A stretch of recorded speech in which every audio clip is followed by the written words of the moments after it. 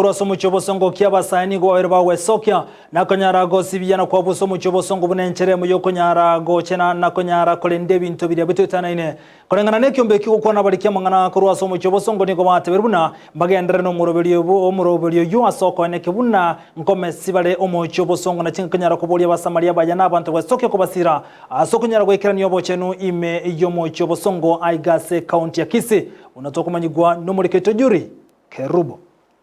My name is David Mogeko Ondwari.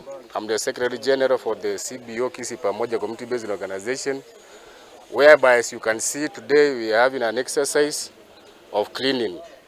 We chose this day of Friday, ikae ni siku yetu ya kufanya exercise ile kuonyesha our immediate watu wanaishi kwa hii street, Moso Back Street, ile njia wanafaa kukaa wasafi, maana usafi ni afya na afya ni usafi.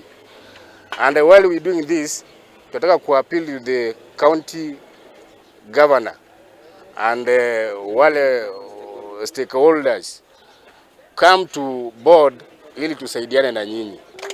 And kindly, these are requests and appeal to the outside stakeholders and NGOs. Come on board, msaidia vijana kwa ni watu wamejituma, kama kuna kikazi mahali ni watu wako organize and they are over 100. I work with Kisii Pamoja CBO. This is a CBO that is empowering youth in various aspects in the streets. And you understand these people are very energetic, the youths are very energetic people and they need support. And today being the Cleanliness Day, they are doing great work. Only that they need support from various people to come and assist so that they empower these people. They have different capacities, they have different talents that they need to showcase. Only that if we could get support either from the county or people could just come to empower these people.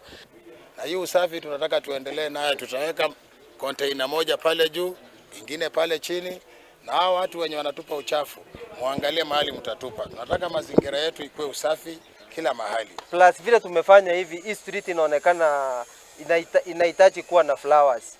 So tulianza cleaning, kutoa uchafu kwanza, kuanzia next week Tuesday tuko na plan na tuko na exercise kubwa ya kupanda maua.